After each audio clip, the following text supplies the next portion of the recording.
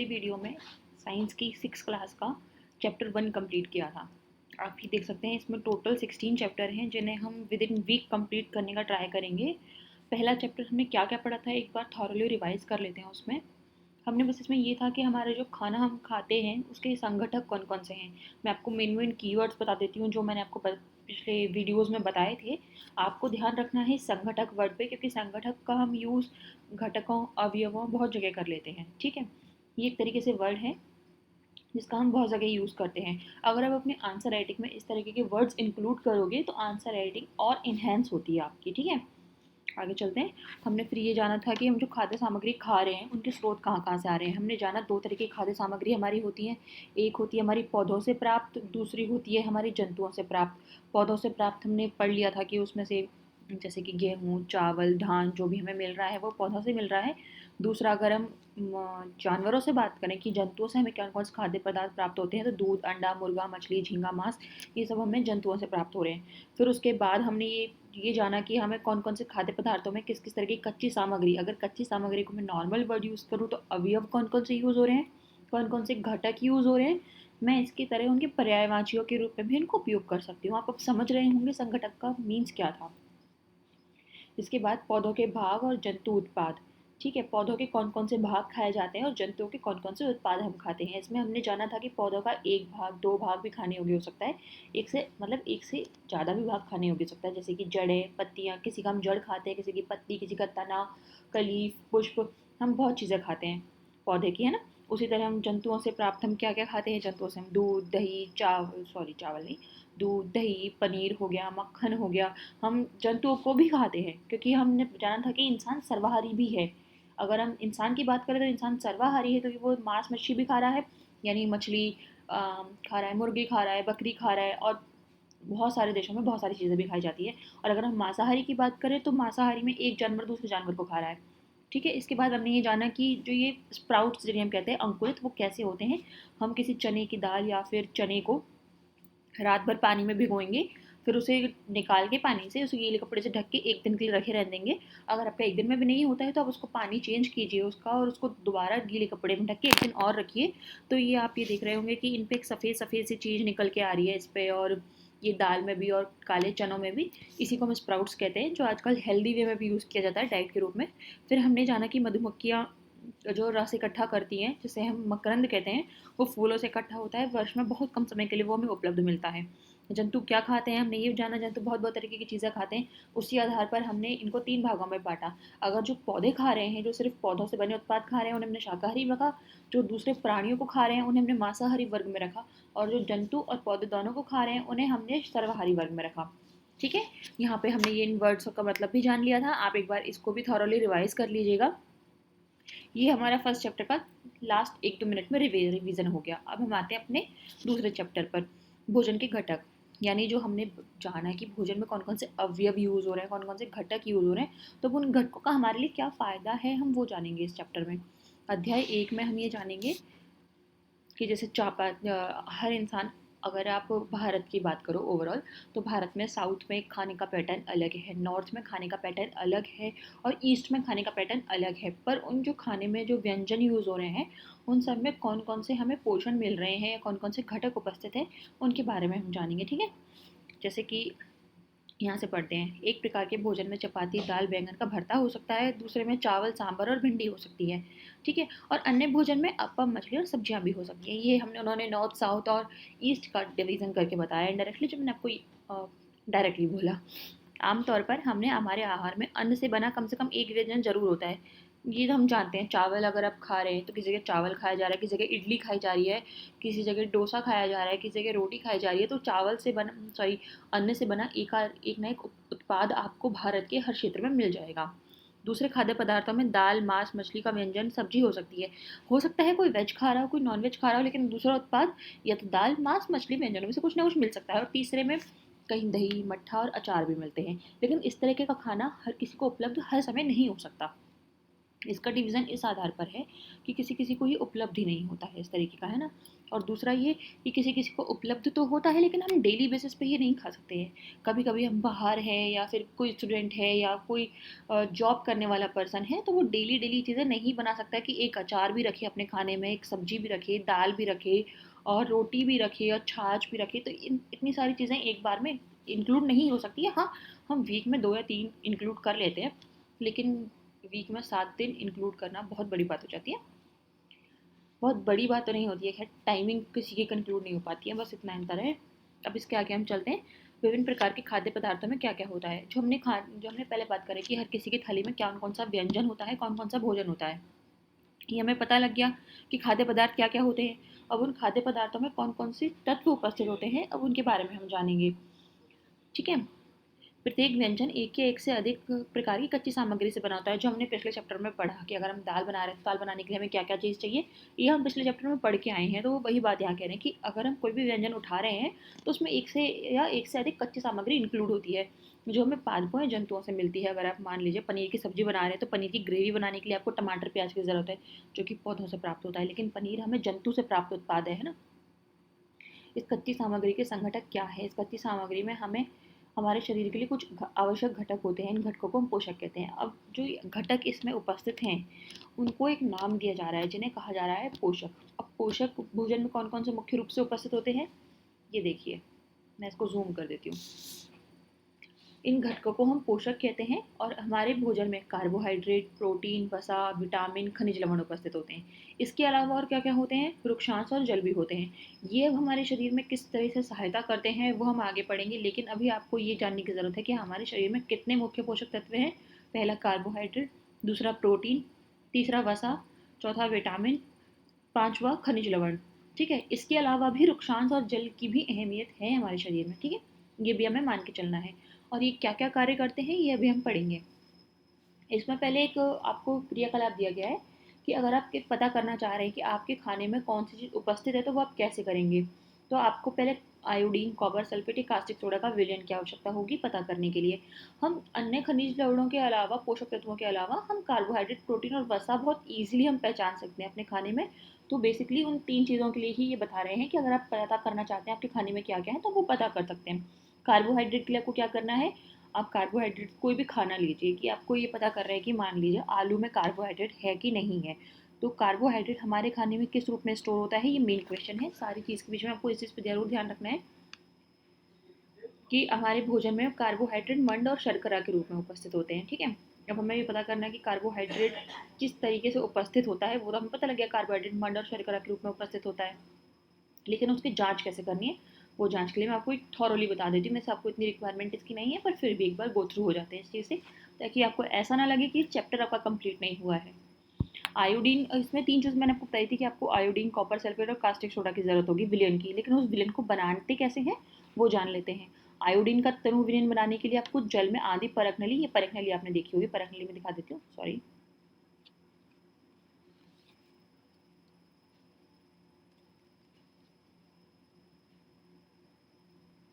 ये देखिए,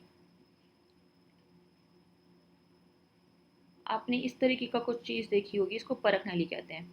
ये बच्चे के हाथ में है ना, ये सीरीज टाइप की सी, इसको परख नली कहते हैं।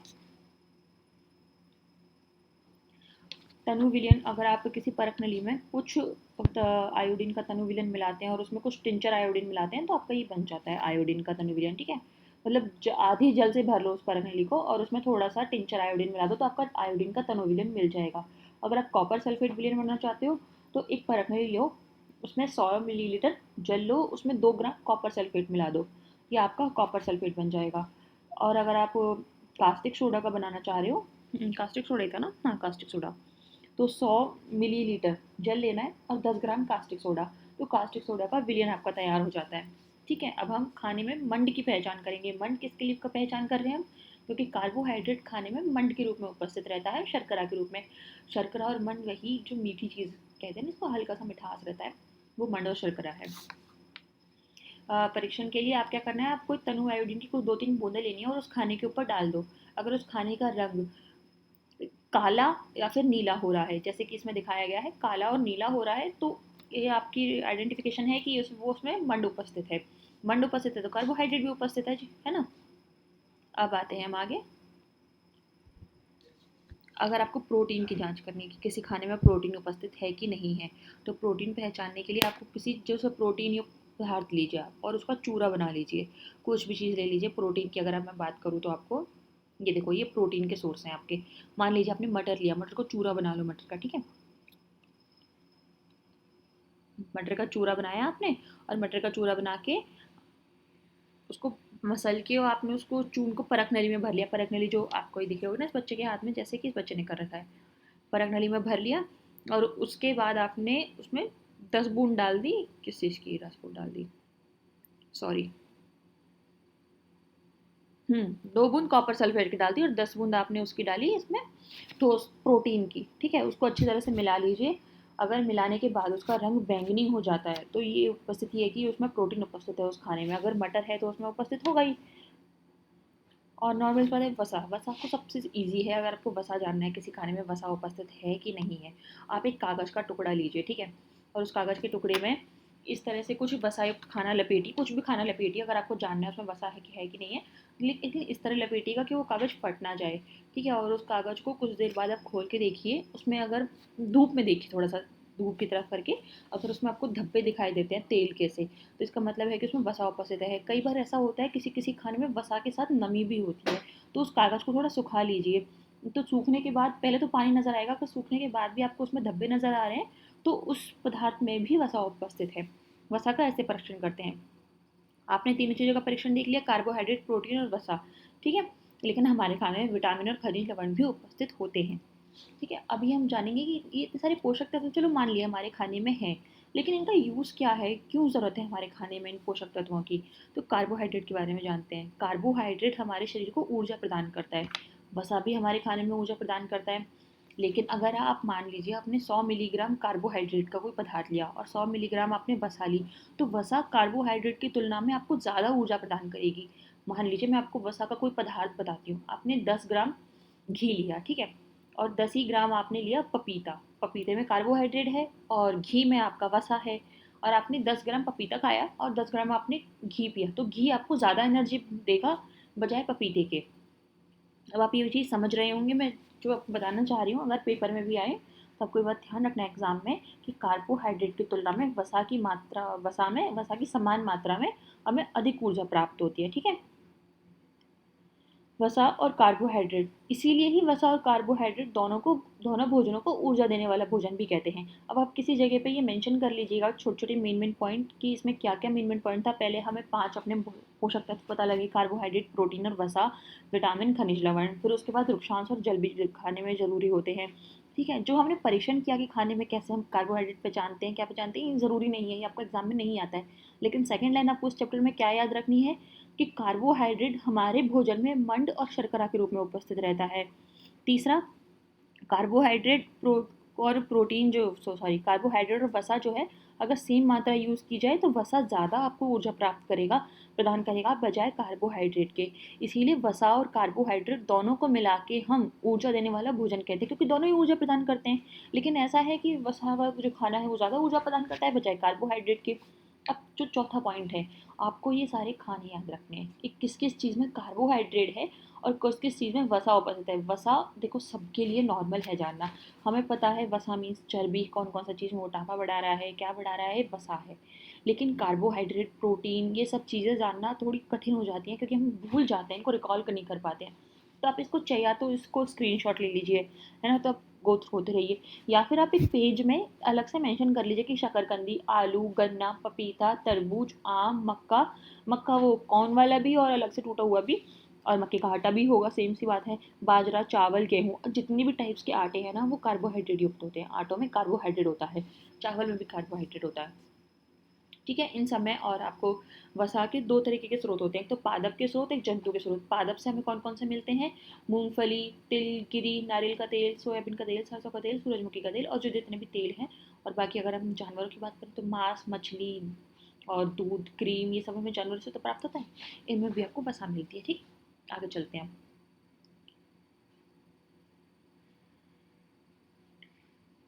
अब प्रोटीन की बात करते हैं। प्रोटीन की आवश्यकता हमारे अब हम ये जानना चाह रहे, लाइन क्या थी ऊपर की, जो हेडिंग था ये था कि पोषण हमारे शरीर के लिए क्यों आवश्यक है। कार्बोहाइड्रेट वसा जाना आपने कि ऊर्जा के लिए आवश्यक है। प्रोटीन क्यों आवश्यक है, क्योंकि प्रोटीन हमारे शरीर की वृद्धि करने के लिए आवश्यक होता है।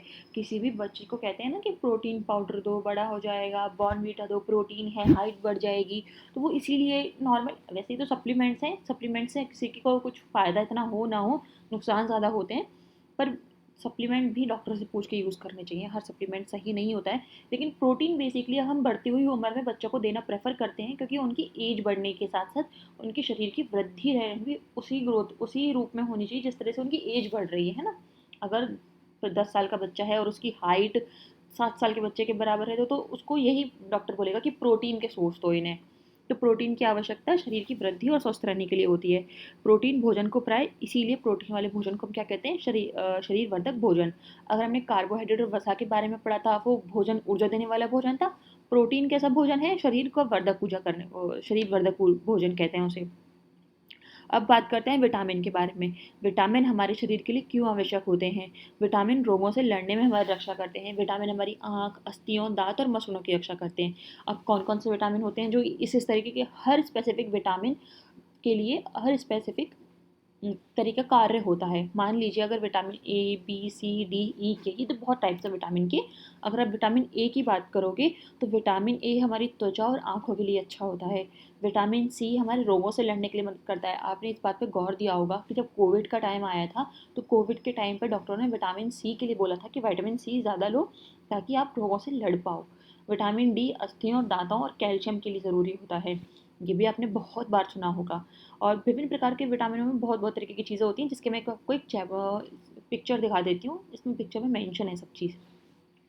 ये तो आपको पता लगा कि कौन सा विटामिन आपको किस फ़ायदा दे रहा है, लेकिन आपको ये भी जानना ज़रूरी है कि कौन सा विटामिन खाने से आपको, जो मतलब कौन सी चीज़ खाने से आपको कौन सा विटामिन मिलेगा।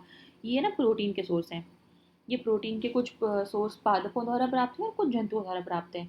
आप ये कहेंगे कि ये सेम लगभग पिक्चर मैंने वसा में भी देखी थी। तो एक चीज़ में एक से अधिक पोषक तत्व उपस्थित होते हैं। ठीक है, ये पादपों से प्राप्त प्रोटीन है, जैसे कि चना हो गया, मूंग हो गया, तुअर दाल हो गई, राजमा हो गई, सोयाबीन हो गया, मटर हो गया, इसमें प्रोटीन मिल रहा है पादपों द्वारा। दूसरा है मांस, मछली, पनीर, अंडे, दूध, इन सब में वसा भी मिलती है और प्रोटीन भी मिलता है। ये जंतुओं द्वारा युक्त प्राप्त प्रोटीन है। ठीक है। अगर विटामिन ए के सोर्स की बात करें तो विटामिन ए हमें मिलता है पपीते से, दूध से, मछली के तेल से, आम से, गाजर से। तो गाजरों का मौसम में बहुत सारे विटामिन आपको मिलेंगे ए। तभी कहते हैं ना गाजर खाओ, आंखें मजबूत, आंखें अच्छी होंगी आपकी। विटामिन बी यकृत से मिल रहा है, चावल है, ये गेहूं है। विटामिन बी आपको इनसे मिल सकता है। विटामिन सी के सोर्स, विटामिन सी में ध्यान रखना ज़्यादातर खट्टे फल होते हैं जिनमें हल्की सी खटास होती है। टमाटरों में भी खटास होती है, मिर्च में नहीं है, लेकिन मिर्च को यूज़ कर रहे हैं यहाँ पे। इस चीज़ का आप एक्सेप्शन ध्यान करिएगा कि मिर्च विटामिन सी के रूप में यूज़ हो रही है। अमरूद है, संतरा है, नींबू है, आंवला है। विटामिन अगर आपको देखो कहीं पे आप कुछ कुछ चीज़ कीवर्ड पकड़ लोगे ना तो पेपर में आपको ये होगा कि अगर कोई ऑप्शन आपको समझ नहीं आ रहा है तो आप उसको एलिमिनेट कर सकते हो। आपको इतना समझ में आया कि हाँ बेसिकली जो होता है विटामिन सी आपको खट्टे फलों में मिल रहा है, जैसे आंवला, नींबू। अगर कोई और चीज़ आ जाती है और आपको हल्का सा ये लाइन ध्यान है कि हाँ खट्टे फलों में मिल रहा है और ऑप्शन में वो खट्टे फल है, तब आप टिक कर सकते हो। ऐसा नहीं कि आपको सारी चीज़ याद करनी भी ज़रूरी है, कुछ कुछ आपके बेसिक पॉइंट भी आपको हेल्प करते हैं एलिमिनेशन में।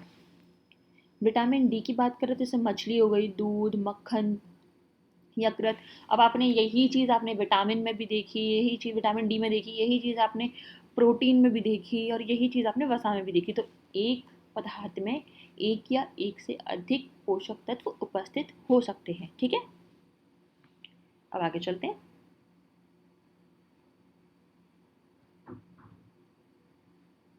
लिया सॉरी विटामिनों के बारे में पढ़ लिया। हमने पढ़ा था हमारे खाने में कौन कौन से पोषण हैं, कार्बोहाइड्रेट, प्रोटीन, वसा, खनिज लवण और विटामिन।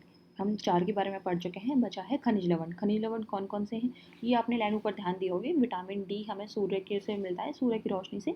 ठीक है, खनिज लवण की आवश्यकता हमें अल्प मात्रा में होती है, लेकिन होती है क्योंकि हमारे अच्छे स्वास्थ्य के लिए ये आवश्यक होते हैं। अब खनिज लवण है कौन कौन से, आयोडीन, फास्फोरस, लोहा और कैल्शियम। ठीक है, आपने इनके बारे में आपको बता देती हूँ कि किस किस चीज़ से हमको क्या क्या चीज़ मिलती है। मतलब कि अगर आप अदरक खाओगे, पालक खाओगे, मछली खाओगे, दही लोगे तो आपको आयोडीन मिलेगा। अगर आप फास्फोरस की बात करो तो फास्फोरस आपको दूध, केला, चावल और गेहूँ से मिल रहा है। लोहा लोहा आपने सुना होगा ना, किसी में हीमोग्लोबिन की कमी हो जाती है महिलाओं में ज़्यादातर, तो उनको ये पालक खाने की सलाह दी जाती है। तो ये वही सोर्स हैं, पालक, सेब, नाशपाती, यकृत। और अगर आप कैल्शियम की बात करो तो कैल्शियम, जैसे किसी के दांत कमज़ोर हैं, किसी की हड्डियाँ कमज़ोर हैं, तो कैल्शियम की सलाह देते हैं ना डॉक्टर, तो कहते हैं दूध पियो, अंडा खाओ, तो कैल्शियम की सलाह दी जाती है।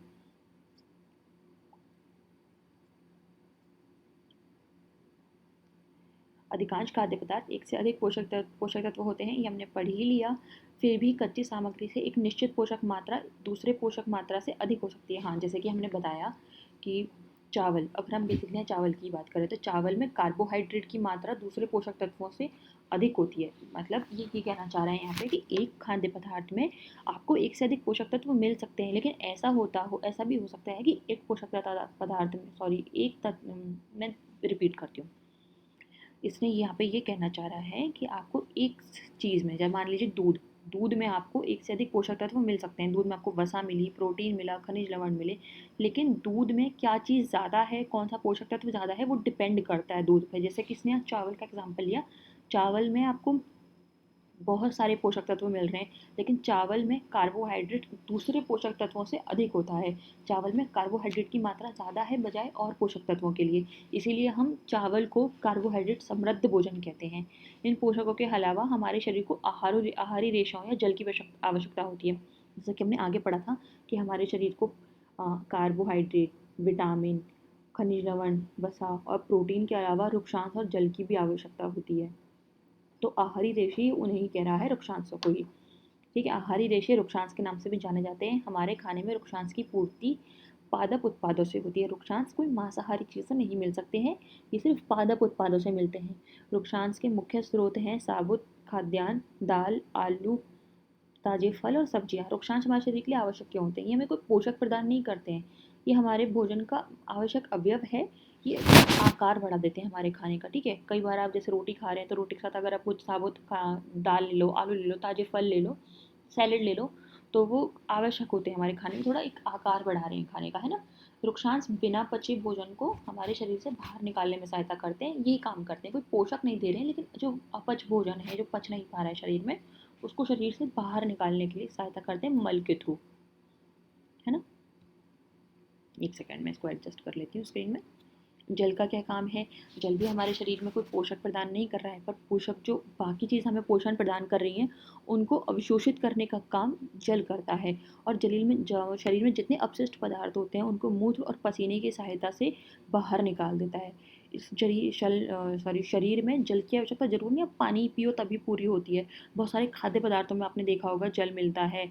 और अगर आप दूध पी रहे हैं, चाय पी रहे हैं, तो वो भी एक जल का ही रूप है, तो आपको जल की पूर्ति वहाँ से हो जाती है शरीर में। अगर आपने, जैसे ये एग्जांपल दे रहा है कि अगर आपने टमाटर या नींबू, कभी कोई फल काटा होगा चाकू से, तो आपके हाथ गीले हो गए होंगे, है ना, मसला होगा। तो उसमें भी ताज़े फल सब्जियों में आपको पानी के हाथ गीले हुए होंगे, तो मतलब उनमें भी पानी की मात्रा उपस्थित होती है। ज़रूरी नहीं सिर्फ पानी ही पानी की आवश्यकता पूरी करे। अगर आप ये चीज़ खा रहे हैं तो वो भी आपके शरीर में पानी की आवश्यकता पूरी कर रहा है, पर इसका मतलब ये नहीं आप पानी पीना बंद कर दें। बहुत सारी चीज़ें शरीर में आवश्यकता पूरी कर रही हैं जल की, लेकिन जल एक अपनी जगह ज़रूरी चीज़ है।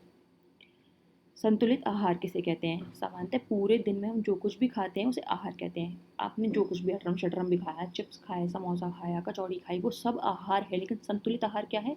जो हमारे शरीर की वृद्धि और अच्छे स्वास्थ्य को बनाए रखे, सभी पोषक तत्व उपस्थित हों, उसे ही हम संतुलित आहार कह रहे हैं। कोई भी पोषक तत्व ना आवश्यकता से ज़्यादा लेते हैं और ना ही कम लेते हैं, इसको ही पोषक संतुलित आहार कह रहे हैं। आहार में पर्याप्त मात्रा में रुक्षांश और जल भी होना चाहिए। ठीक है, अब आप संतुलित आहार के मेन पॉइंट आप समझ गए होंगे।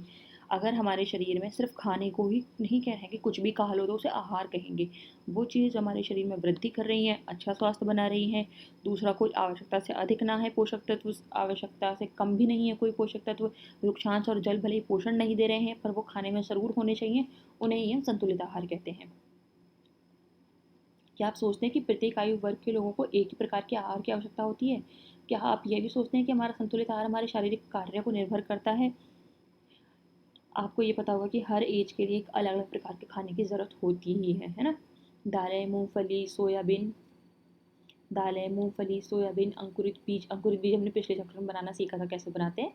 किण्वित भोजन आपने देखा होगा कि इडली का कोई बैटर को हम रात भर भिगो के रख दिया तो उसको थोड़ा सा फर्मेंटेड होने देते हैं, तो उसे किण्वित भोजन कहते हैं, जो साउथ क्षेत्र में, जो साउथ इंडिया में खाया जाता है। आटे का मिश्रण, जैसे आटे में आप बहुत सारी चीज़ें बनाते हो, आटे में आप दाल मिला देते हो तो आटे की दाल के पराठे बन जाते हैं, मिस्सी रोटी है, थेपला है, आटे में बेसन मिला के बहुत सारी चीज़ें बनती है। तो उसी तरह आटे का मिश्रण, केला, पालक, सत्तू, गुड़ उपलब्ध सब्जियां, इसी प्रकार के अन्य भोजन कई पोषक उपलब्ध कराते हैं, इसलिए कोई भी व्यक्ति अल्प व्यय में भी संतुलित आहार प्राप्त कर सकता है। ये जो इन्होंने चीज़ें दी हैं वो बहुत बेसिक रेट्स पे मिल जाती है मार्केट में, है ना। वो इसलिए बता रहे हैं कि आपको संतुलित आहार के लिए कोई बहुत महंगा आहार नहीं खाना है, जो नॉर्मली आपको मिल जाए वही संतुलित आहार है आपका। जैसे दाल हो गई, मूंगफली हो गई, आपका आटा, दाल, सब्जी, रोटी, ये सब आपका संतुलित भोजन ही है। ज़रूरी नहीं आपको महंगा महंगा फल खरीद के ही खाना है, किसी डाइटिशियन से चार्ट लेना है तो ही आप संतुलित आहार ले पाओगे, है ना। यही समझाना चाह रहा है, इस क्लास के बच्चे को समझाने चाह रहे हैं सिंपल सी चीज़ें। उचित प्रकार का भोजन करना ही पर्याप्त नहीं है, उसे उचित तरीके से पकाना भी चाहिए ताकि इसके पोषक तत्व नष्ट ना हो। हाँ, आपने कई बार सुना होगा कि अगर आप भोजन को ज़्यादा पका लेते हैं तो उसके जो विटामिन है, जो उसके पोषक तत्व हैं वो नष्ट हो जाते हैं, है ना। और फलों को ज़्यादा धोया जाए तो भी उसके नष्ट हो जाते हैं। पर आज के टाइम पे जितने प्रकार के फर्टिलाइज़र यूज़ हो रहे हैं, अगर आप उसको नहीं धोएंगे तो वो आपको फ़ायदा देने से ज़्यादा बीमार करेंगे, ठीक है ना। तो वही, इसमें जो भी हो, लेकिन आपको ये चीज़ ध्यान रखनी है कि आपको हर खाने को अच्छी तरह धो के ही खाना है। पोषक तत्व नष्ट ना हो जाए, क्या आप जानते हैं कि पकाते समय भी कुछ पोषक तत्व नष्ट हो जाते हैं। छिलका उतारकर यदि सब्जियां और फलों को धोया जाए तो ये संभव है कि उनके कुछ विटामिन नष्ट हो जाएं। सब्जियों और फलों की त्वचा में कई महत्वपूर्ण विटामिन और खनिज लवण होते हैं। चावल और दालों को कई बार धोने से उपस्थित विटामिन और खनिज लवण अलग हो सकते हैं, पर आज के टाइम पे जिस तरह से फर्टिलाइज़र है तो आपका धोना ज़रूरी है। हम ये भी जानते हैं कि भोजनों को पकाने से भोजन का स्वाद बढ़ता है और उसे पचाने में आसानी होती है। इसके साथ साथ पकाने में कुछ पोषक तत्व की हानि भी हो सकती है। यदि भोजन पकाने में अत्यधिक जल का उपयोग होता है और बाद में उसे फेंक दिया जाता है तो लाभदायक प्रोटीन, खनिज लवणों की हानि होती है। आप इतना कर सकते हैं कि अगर उसमें कुछ गंदगी यूज़ नहीं है तो आप उसको फेंकिए ना, है ना। अगर गंदगी है तो आप उस पानी को फेंक दीजिए। जैसे हम दाल उबालते हैं तो दाल का हम पानी यूज़ कर लेते हैं क्योंकि उसमें बहुत सारे खनिज लवण उपस्थित हैं, पोषक उपस्थित हैं। पकाने में विटामिन सी, हाँ, विटामिन सी के बारे में ये बात है कि अगर आप विटामिन सी का कोई पदार्थ पकाएंगे तो विटामिन सी पूर्णतः नष्ट हो जाता है पकाते के टाइम पे। क्या ये उचित नहीं हुआ कि हमारे आहार में फल और कच्ची सब्जियों का सम्मिलित उपयोग करें। आप कुछ ऐसा कर सकते हो कि कुछ कच्ची कच्ची विटामिन सी की सब्जियां, संतरा आप खाते हो, आप संतरा तो पकाते नहीं हो, संतरा तो आप खा रहे हो कच्चा, तो आपको विटामिन सी मिल रहा है, तो आप कुछ कुछ चीज़ें ऐसी यूज़ कर सकते हो जो आप डायरेक्ट बेसिस पे खा लो, जिन्हें पकाने की ज़रूरत ना पड़े। तो ज़्यादातर आप खाने में फल और कच्ची सब्जियों का यूज़ करो। डॉक्टर भी कहते हैं कि खाते टाइम अपना एक थोड़ा सा प्लेट सैलेड की भी बना के रखा करो। सैलेड क्या है, बेसिकली आपका कच्ची सब्जियों से बना हुआ थाली है, ये ना आप डेली यूज़ कर रहे हो उसे। बोझों ने सोचा कि हर समय वसायुक्त खाना ही सर्वोत्तम है। एक कटोरी कार्बोहाइड्रेट युक्त भोजन की अपेक्षा एक कटोरी वसायुक्त भोजन अधिक ऊर्जा देगा। क्या ऐसा नहीं है? अतः उसने तली हुई चीज़ें, समोसा, पूरी, मलाई, रबड़ी, पेठा आदि प्रचुर मात्रा में वसायुक्त भोजन ही खाया और इसके अलावा कुछ नहीं। देखो, ये आप लोगों के लिए है, जैसे कि मैंने ऊपर बताया कि अब कार्बोहाइड्रेट से ज़्यादा वसा की, अगर आप 100 किलोग्राम के लिए, सॉरी, 100 ग्राम कार्बोहाइड्रेट और 100 ग्राम प्रो वसायुक्त भोजन खा रहे हो तो आपको 100 ग्राम वसायुक्त भोजन ज़्यादा ऊर्जा देगा बजाय कार्बोहाइड्रेट के। मानिए आप 100 ग्राम चावल खा रहे हो और 100 ग्राम घी ले रहे हो, तो 100 ग्राम घी ज़्यादा यूज़ कर आपको फ़ायदा देगा। तो 6 क्लास के बच्चे के दिमाग में आया, अरे भाई ज़्यादा ऊर्जा देगा तो मैं वसायुक्त खाना ही खाता हूँ। तो उसने समोसा, पूरी, जलेबी, रबड़ी, क्योंकि उसके जीभ को भी बहुत भार आता, उसने बहुत खाया। लेकिन फिर क्या हुआ, ये बहुत ज़्यादा हानिकारक होता है क्योंकि वसा की अधिक मात्रा हमारे शरीर में मोटापे का कारण बनती है और ये मोटापे बहुत सारी बीमारियों को निमंत्रण देते हैं। इसीलिए आप लोग ऐसा मत कीजिएगा, ठीक है। अब आगे बढ़ते हैं। अभावजन्य रोग। एक व्यक्ति खाने के लिए पर्याप्त भोजन पा रहा है लेकिन कभी कभी उसके भोजन में किसी विशेष पोषक की कमी हो जाती है। यदि यह कमी लंबी अवधि तक रहती है तो वह व्यक्ति उसके अभाव से ग्रसित हो सकता है। एक या एक से अधिक पोषक तत्वों के अभाव हमारे शरीर में रोग या विकृतियां उत्पन्न कर सकता है। वे रोग जो लंबी अवधि तक पोषकों के अभाव के कारण होते हैं उन्हें अभावजन्य रोग कहते हैं, ठीक है। मतलब एक व्यक्ति है जो डेली बेसिस पे भोजन खा रहा है ना, जो उसको खाने की कोई कमी नहीं है, पैसे वैसे ठीक खाना खा रहा है, लेकिन क्या होता है कि एक लंबे टाइम तक वो बहुत चीज़ से परहेज़ कर रहे हैं। कई लोग आज के टाइम ऐसा है कि दूध बिल्कुल नहीं लेंगे, ना दूध से बनी चीज़ें, बहुत टाइम तक नहीं लेंगे। तो जो उनसे जो बनती विकृतियाँ हैं या रोग हैं वो उसके शरीर में हो जाएंगे। बहुत लंबे टाइम तक एक ही पोषक तत्व को ना लेना शरीर में अभावजन्य रोग पैदा कर सकता है। यदि कोई व्यक्ति अपने भोजन में पर्याप्त प्रोटीन नहीं ले रहा है, जैसे कि मैंने बताया दूध से बनी चीज़ें या फिर प्रोटीन का कुछ भी चीज़ नहीं खा रहा है वो, तो उसको बहुत टाइम तक प्रोटीन ना लेने के कारण उसके प्रोटीन से बनने वाले रोग हो जाएंगे, उसकी वृद्धि अवरुद्ध हो जाएगी। क्योंकि प्रोटीन किस में सहायक है? इंसान की वृद्धि करने में सहायक है। चेहरे पर सूजन आने लगेगी, बालों का रंग उड़ने लगेगा, त्वचा की बीमारियां हो जाएंगी, पेचिस हो जाएगा। यदि प्रोटीन और कार्बोहाइड्रेट दोनों ही आहार लंबे समय तक अनुपस्थित हैं, जैसे कि आपने देखा होगा कई लोग डाइट करने के चक्कर में कार्बोहाइड्रेट किसी चीज़ में उपस्थित है, आटे में, चावल में, तो चावल और आटा बहुत टाइम तक छोड़ देते हैं। तो उससे क्या होता है, शरीर की वृद्धि रुक जाती है। लेकिन प्रोटीन से वृद्धि रुक रही है। अगर आप मान लो कार्बोहाइड्रेट ही रोक रहे हो तो व्यक्ति दुबला पतला सा हो जाएगा, चलने में असमर्थ होगा। तो पतले होने से क्या फ़ायदा अगर आप चल ही नहीं पा रहे हो तो डाइट प्रॉपर लीजिए, लिमिट से ज़्यादा ना लें, प्रॉपर लें। एक डाइट संतुलित डाइट होनी चाहिए आपकी, है ना। विभिन्न विटामिनों और खनिज लवणों के अभाव से विभिन्न रोग और विकृतियाँ हो सकती हैं। ये हमने आगे हम एक सारणी बनी हुई है उसमें देखेंगे, ठीक है। सभी अभावजन्य रोगों की रोकथाम संतुलित आहार से ही की जा सकती है। इस अध्याय में हमने स्वयं से भी यह जानने की कोशिश की कि विभिन्न क्षेत्रों में भोजन में इतनी अधिक विविधता होते हुए भी आहार में पोषक तत्वों का वितरण सामान्य है। ये वितरण हमारे भोजन में आवश्यक पोषक तत्वों की उपस्थिति सुनिश्चित करता है। देखो, हमने इस चैप्टर में ये जाना और पिछले चैप्टर में भी कि नॉर्थ, साउथ, ईस्ट, वेस्ट सब जगह अलग अलग खाना खाया जा रहा है, लेकिन सभी खानों में जो पोषक हैं वो समान रूप से उपस्थित हैं। हर कोई अपने खाने में पोषक पहले से ही निर्धारित करके रखता है, चाहे वो मच्छी खा रहा हो, चाहे कोई दाल ले रहा हो, चाहे कोई चावल खा रहा हो, चाहे कोई आटा ले रहा हो, सब में बराबर रूप से पोषक तत्व उपस्थित हैं। ठीक है, ये हमारा चैप्टर भी एंड होता है और हम ये पढ़ लेते हैं अभी। विटामिन और खनिज लवणों के अभाव में होने वाले रोग कौन कौन से हैं। हमने विटामिन के सारे सोर्स पढ़े कि विटामिन ए का, बी का, सी का, डी का कौन कौन से सोर्स हैं, है ना। और खनिज लवणों के भी जाने, कैल्शियम, आयोडीन और लोह के क्या सोर्स हैं। अब इनके रोग पढ़ लेते हैं। अगर आप विटामिन ए नहीं होता शरीर में तो क्षीणता दृष्टि, मतलब देखने में कमी हो जाती है। इसका लक्षण क्या है? कमजोर दृष्टि, रात में कम दिखाई देना, रात में कभी कभी धुंधला दिखाई देता है, लेकिन अगर इसको बिल्कुल ही दिखना बंद हो जाए उसके बारे में है। कभी कभी पूरी तरह दिखाई देना बंद हो जाता है। विटामिन B1 बेरी रोग होता है। दुर्बल पेशियाँ, काम करने की ऊर्जा में कमी आ जाती है। विटामिन सी स्कर्वी, मसूड़ों से खून निकलना, घाव भरने में अधिक समय लगता है। विटामिन डी रिकेट्स, अस्थियों का मुलायम होना और मुड़ जाना। आपने कई लोगों में देखा होगा ये चीज़, और कुछ लोग इसको फ्लेक्स करते हैं अपनी अच्छी आदत के लिए, लेकिन ये बीमारी है। कैल्शियम, अस्थियाँ और दंत क्षय, कमज़ोर अस्थियाँ, दंत क्षय मतलब दांतों का टूटना। आयोडीन घेंगा रोग, आपने देखा होगा किसी को गर्दन बड़ी हो जाती है, गला चौड़ा चौड़ा हो जाता है, उसी को घेंगा रोग कहते हैं। गर्दन की ग्रंथि फूल जाती है, इसमें बच्चों में मानसिक विकलांगता तक हो जाती है। लौह अरक्तता, जिसे हम कहते हैं ना हीमोग्लोबिन में कमी है, कमजोरी आ जाती है, वही। संतुलित आहार हमने समझा क्या होता है। बेरी ये रहा B1 की, विटामिन B1 की कमी से कार्बोहाइड्रेट, ऊर्जावर्धक खाना। ऊर्जा क्या होती है? शरीर में चलने फिरने की ऊर्जा, ऊर्जा वही है। वसा भी एक ऊर्जावर्धक खाना है पर लिमिट में। खनिज हमने पढ़ लिए कौन कौन से हैं। कैल्शियम, आयोडीन, लोहा हमारे खनिज हैं। पोषक तत्व क्या हैं? कार्बोहाइड्रेट, प्रोटीन, वसा, खनिज लवण, विटामिन सब पोषक तत्व हैं। प्रोटीन जान लिया, प्रोटीन शरीर की वृद्धि के लिए आवश्यक है। वृक्षांश क्यों आवश्यक है? हमारे शरीर के जो अपशिष्ट अवयव हैं उन्हें शरीर से निकालने में सहायता करता है। स्कर्वी, विटामिन सी की कमी से स्कर्वी रोग हो जाता है। मंड क्या है? कार्बोहाइड्रेट खाने में मंड और शर्करा के रूप में उपस्थित होता है। विटामिन क्या है? Vitamin A, B1, C, D और इनके रोग अभाव में बहुत सारे रोग हो जाते हैं।